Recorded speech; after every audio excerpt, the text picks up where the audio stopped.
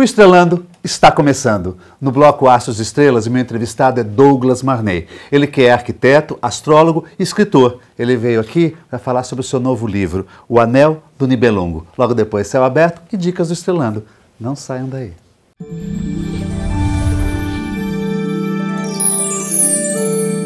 Aqui ao meu lado, Douglas Marney. Ele que é do signo de Gêmeos, tem ascendente em Virgem e a lua no signo de Capricórnio. É arquiteto, astrólogo, pesquisador e estudioso em mitologia. Ele está lançando esse livro aqui, O Anel do Nibelungo, o Conflitos entre Amor e Poder. Douglas, quero agradecer muitíssimo a tua presença aqui no programa, até porque você veio de São Paulo especialmente para falar desse seu lançamento. É o seu primeiro livro?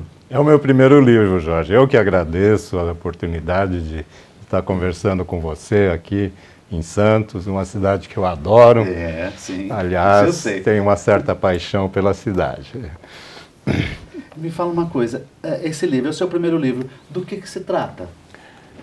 Esse livro... eu estou te perguntando até porque eu mesmo estou recebendo o livro agora, acabou de ser lançado, não tive tempo de dar uma folheada e só conversamos agora nos bastidores rapidamente sobre o livro, mas eu gostaria de saber mais sobre ele. O compositor Richard Wagner, ele viveu entre 1813 e 1883, foram 70 anos, ele compôs 13 óperas.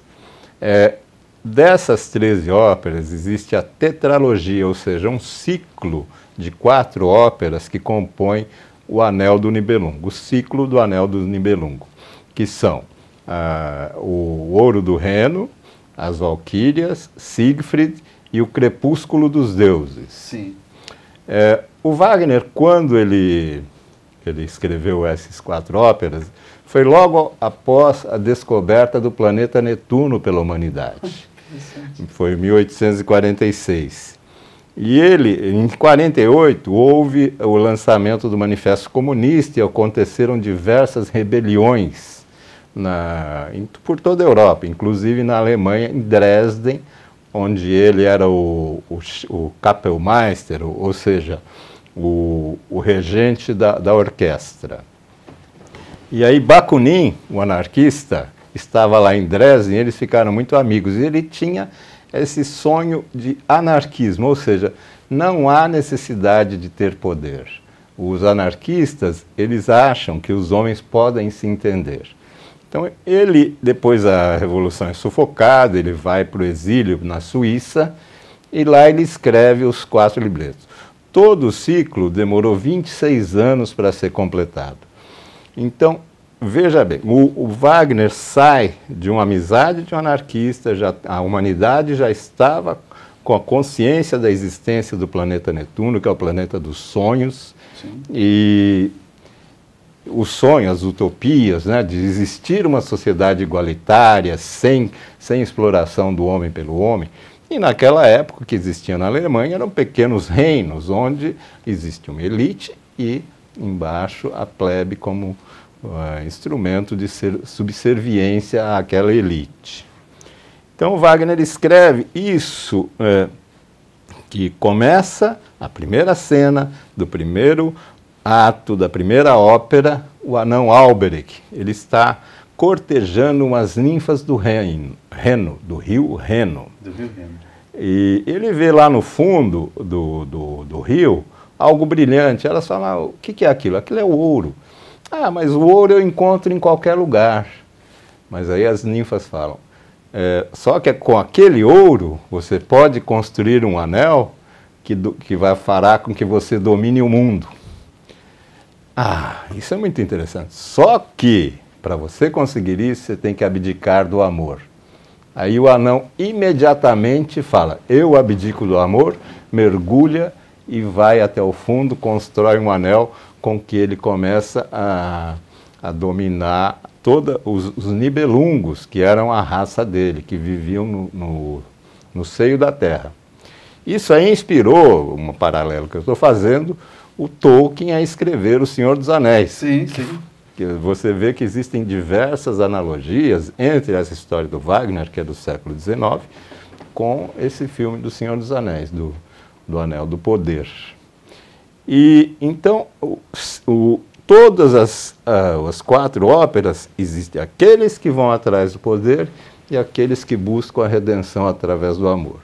E para isso existem intrigas, existem traições, acordos não cumpridos, e no final termina com o crepúsculo dos deuses, ou seja, os deuses deixam de existir em virtude das próprias falhas, dos erros que eles cometeram durante a sua existência.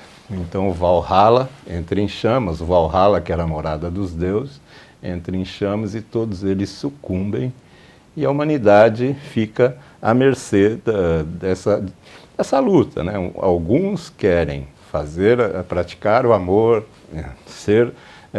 ter compaixão, e outros querem controlar, querem o poder. Hoje o poder maior, a gente já sabe, está no dinheiro. Todo mundo corre atrás do dinheiro. É uma história tão moderna, né? Não deixa de ser atual, né? Bastante atual, né? São arquétipos que existem no inconsciente coletivo que permanecem. Toda essa dicotomia, essa dualidade, né, entre você se doar numa causa, entregar-se para um fim benemérito, por exemplo, e outros que não, que querem ter, conquistar. Fala uma coisa, você incluiu bastante elementos astrológicos também aqui, né? Ou seja, você faz uma interpretação da carta do Wagner, né? Sim, esse livro nasceu de uma palestra que eu dei em 2012 na Gaia Escola de Astrologia, do nosso querido amigo Robson, ao qual eu estou muito grato, porque o livro nasceu lá e foi lançado lá na última sexta-feira, dia 2 de março. De 2018. 2018. Demorou 6 anos para ele tomar forma, para eu conseguir com que alguma editora se interessasse pelo assunto, para ir complementando todos os assuntos que compõem o livro. Por exemplo, além da narrativa de todas as óperas, existe umas pitadas psicológicas dos personagens. Por exemplo, o Wotan, que é o rei dos deuses, é o pai autoritário, que é um arquétipo que está sempre. Sim. O Siegfried, que é o herói destemido, aquele que não conhecia o medo, é a criança abandonada. Entendeu? Então é muito interessante, é um trabalho da Jan Schnoda-Bollen, que é uma psicóloga junguiana, que está inserido e caiu muito bem nesse contexto, e para dar uma outra dimensão para essa história, para a gente ver não só como uma narrativa dos libretos do Wagner, mas também ter um entendimento simbólico, psicológico de cada um desses personagens. Interessante. Eu quero te perguntar mais, inclusive, sobre o mapa do Wagner no próximo bloco, tá bem? Perfeito. Voltamos já.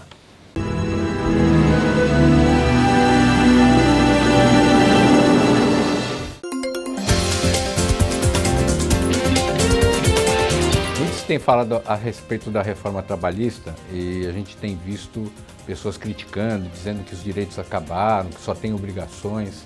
Na verdade, se você realmente ler a lei com critério, vai observar que grande parte das pretensas reformas, elas são consolidações daquilo que já acontecia na prática.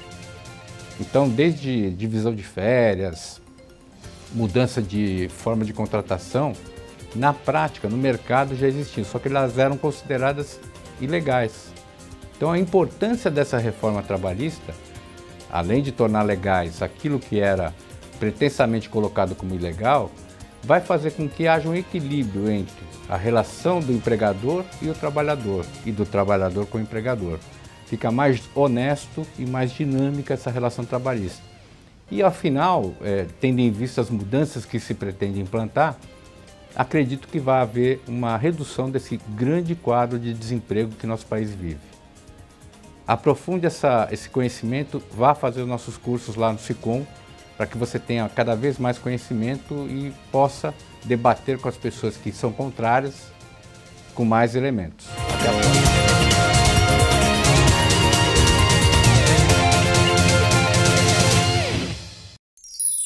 Comunicado. A Escola Santista de Astrologia está com inscrições abertas para os cursos regulares de formação em astrologia.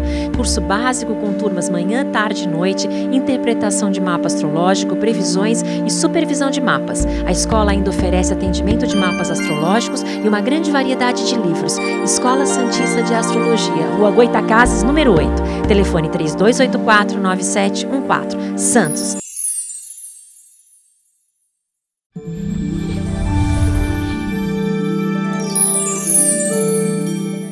Olá, Júpiter, que é o grande benéfico em astrologia e no momento se encontra no signo de Escorpião, entra em movimento retrógrado e fica neste movimento até dia 11 de julho.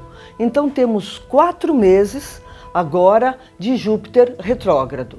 Ele é significador de assuntos relacionados à justiça, exterior, viagens, riqueza, prosperidade, crescimento. Então, quando está retrógrado, esses assuntos tendem a atrasarem, darem tipos de problemas diferentes. Também, muitos deles precisam passar daí por reavaliações para poderem depois continuarem mais adiante. Também, resultados frustrantes. Por outro lado, a retrogradação indica um movimento para dentro. Então é bom para a gente pensar mais sobre o significado da vida e procurar também se sintonizar mais com os nossos propósitos. Até a próxima semana! Apoio. Euro, materiais para construção e reforma. Praça dos Andradas, 110, em Santos.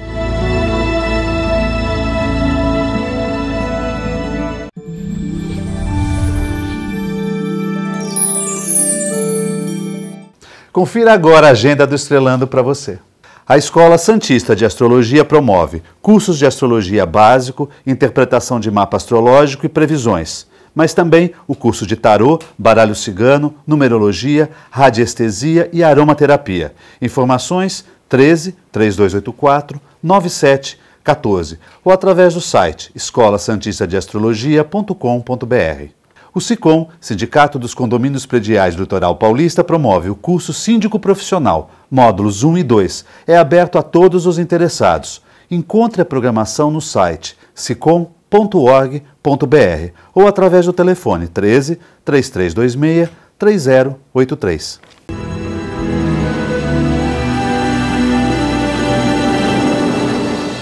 Voltamos ao segundo bloco, no entrevistado Douglas Marney. Estamos falando sobre o Anel do Nibelungo. Mapa do Richard Wagner, você podia dar um traço para nós? O Wagner ele nasceu em 22 de maio de 1813 e ele tem o Sol a 0 de Gêmeos, né?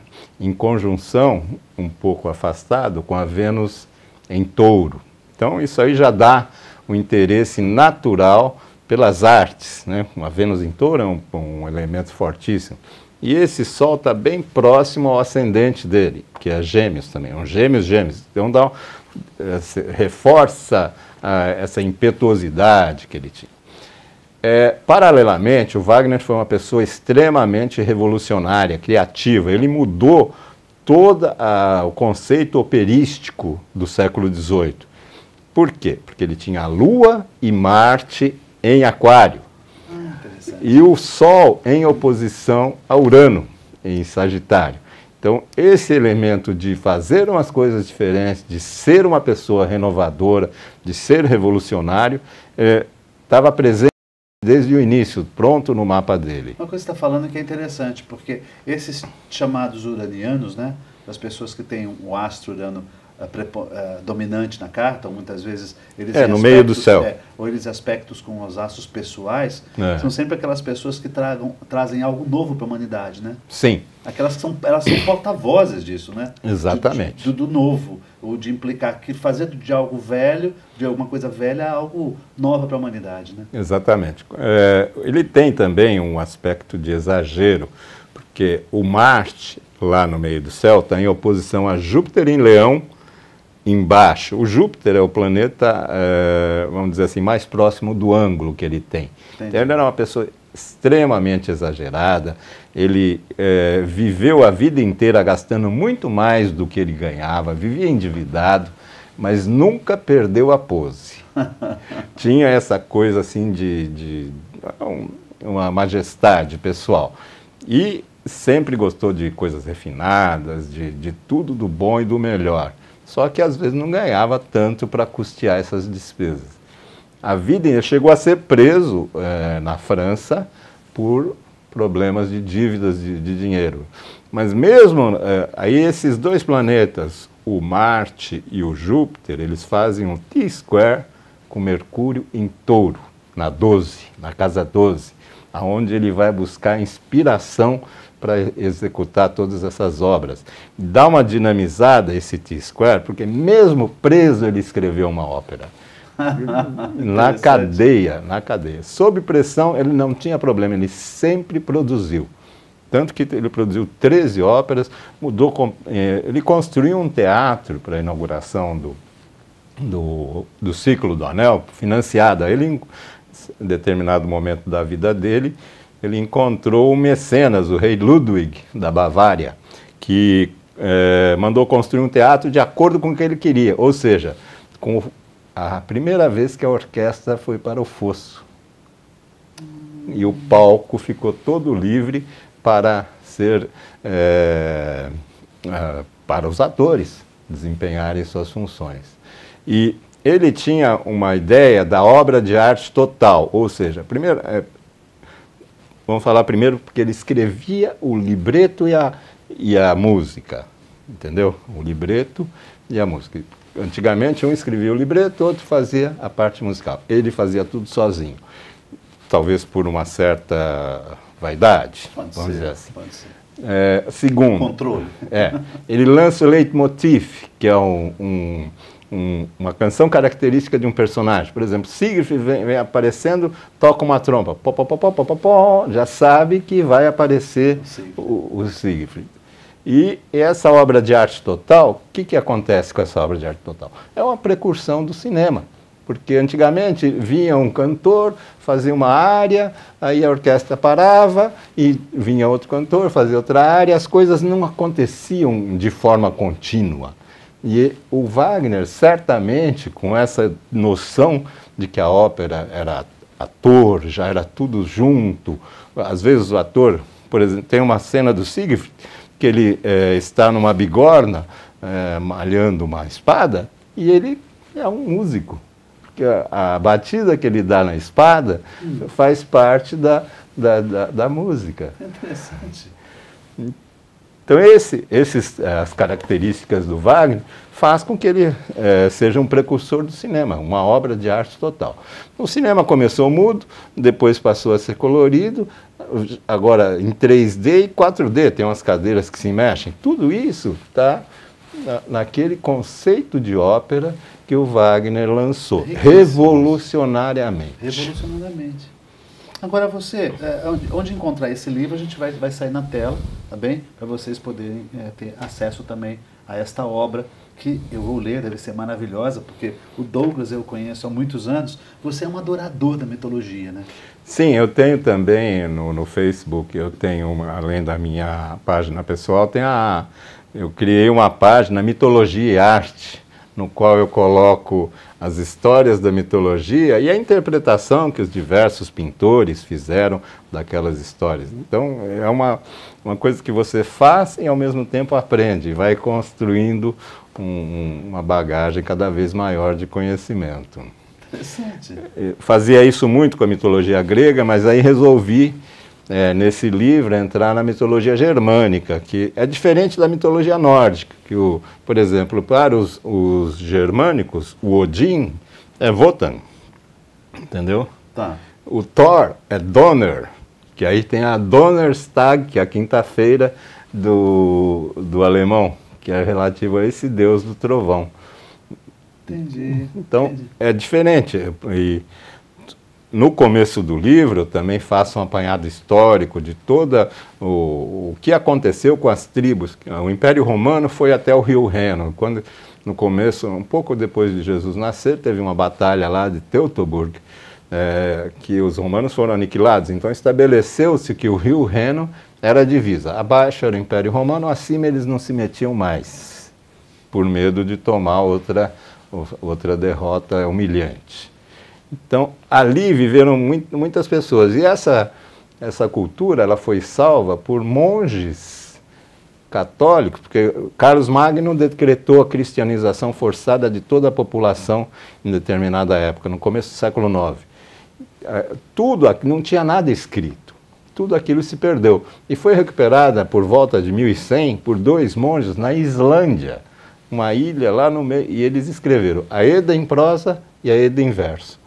Isso que foi trazido para nós nos nossos dias.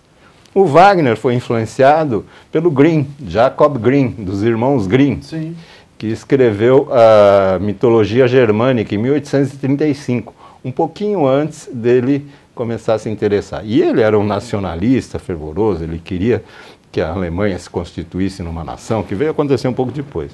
E ele quis colocar nas óperas dele todo aquele conceito épico e mitológico que ele encontrou nessa coletânea que o Jacob Grimm fez, junto com Eda em prosa, Eda em verso e outros poetas medievais. Fantástico, fantástico. E a sua relação com a astrologia? Continua firme, né? Nós estamos sempre atuando, fazendo mapas, assim, não de uma forma tão brilhante, porque não há tempo, né? Porque são tantas as atividades que ou a gente faz direito ou não faz. Então, no teu processo, na tua trajetória, tem algum outro livro já agendado? Tem, mas primeiro vamos cuidar desse, que ele acabou de nascer. Ah, já tem. Tem outro engatado aí, mas quando for o lançamento eu te aviso. Douglas, muitíssimo obrigado, viu, pela sua presença aqui no programa, por ter feito o lançamento do seu livro no meu programa também, tá? Muito obrigado, viu? E para vocês, uma ótima semana com todos os deuses nos protegendo.